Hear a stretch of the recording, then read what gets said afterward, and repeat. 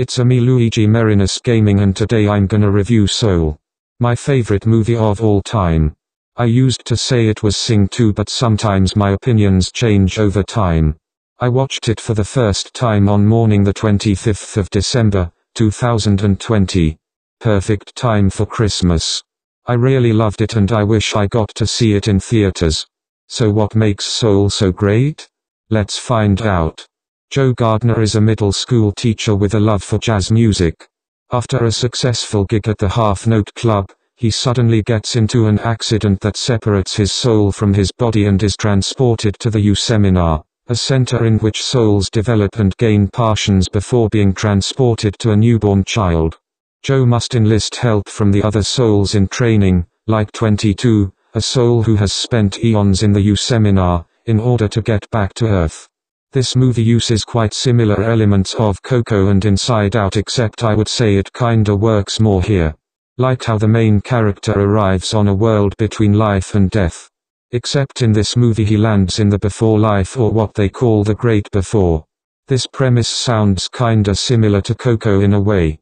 The Inside Out part on the other hand is how the soul world looks like. They have a stylistic animation style where some souls or Jerrys look cartoony or realistic. The soul world is kinda like a cosmos planet. While the world building of the Great Before isn't the most interesting thing ever, I do like the real world more, and I am glad they spend more time in that world. Not to mention I do like the soul world and I like how the souls look like. Even though they look almost all the same, they do look beautifully well made and almost perfectly represents how the actual human looks like, except as a soul. They may look like blue-green blobs, but I don't have a problem with that, and besides they mostly only spend like 20 to 25 minutes in the soul world. The Jerrys are also very interesting characters. They act like some kind of angels and they have very calm voice and are all drawn with lines. They all help souls get their personalities and mentors. But back to the main story of the movie. Joe reveals to 22 the real reason why he is here and looks at his life up to the point he supposedly died. He realizes that he has not done much with his life, which gives him more incentive to return. This part was very sad to watch. 22 reveals that she has a badge that fills up with traits. She needs to find her spark to complete it and say she will give it to Joe to return home. Joe tries to get 22 to find something to be passionate about, but nothing works. She takes him out to the zone, an area that people enter when their passion sets them into a euphoric trance with no other options. It also houses the lost souls who become obsessed with minor things. They meet Moonwind, a sign twirler who enters the zone to rescue lost souls. He agrees to help Joe return to his body, and they learn that he has fallen into a coma and is on life support. Joe excitedly hops back to Earth but accidentally brings 22 with him. At that point we're getting to the most controversial part of the movie. Joe gets trapped in a cat's body and 22 falls in Joe's body. Oh no, what have you done, Pixar? Couldn't it have worked the other way around? Okay, take some deep breath. This is Pixar, they will make this work, I trust them.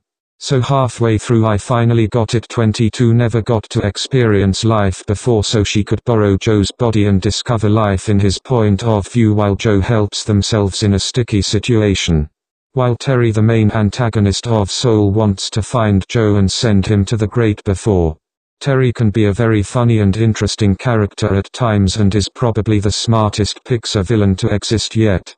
While Joe and 22 are helping themselves out of troubles, they both learn some life lessons, and at some point 22 talks in the barbershop about life and death. Joe is very surprised about how 22 could handle all of this. Outside the club, 22 has an epiphany about many of the things she has experienced and decides she wants to live. Not wanting to switch back, she runs, and Joe gives chase. Terry catches up and removes them from their bodies and back to the Great Before, where 22 sees that her badge has been filled out.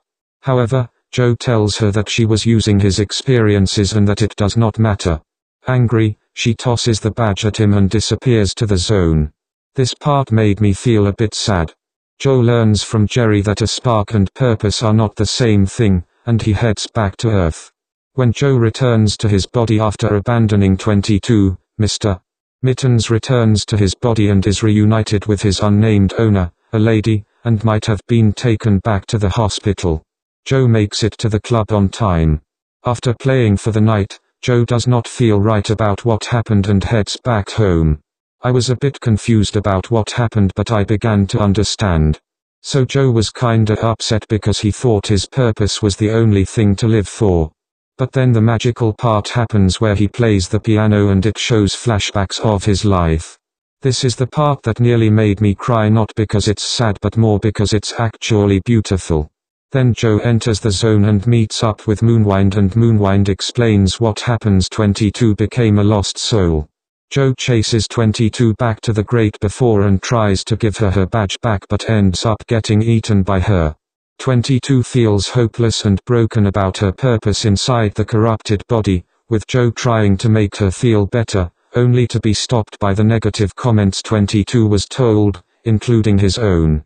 Taking a small petal that caught 22's attention before, Joe gives it to her, and she returns to normal. Joe tells 22 that he would go as far as he can. It's another emotional moment in Soul that almost makes me cry. And it's also sad that we don't see who 22 ends up being. At the end of the movie, Joe gets rewarded with another chance at life. I feel like this ending works, and I don't understand how people prefer the ending where he should have died. It feels like a depressing ending with Joe dying after playing piano for one last time. But aside from that, the movie has a lot of great ideas and concepts that just works for Pixar. Is it as good as Coco?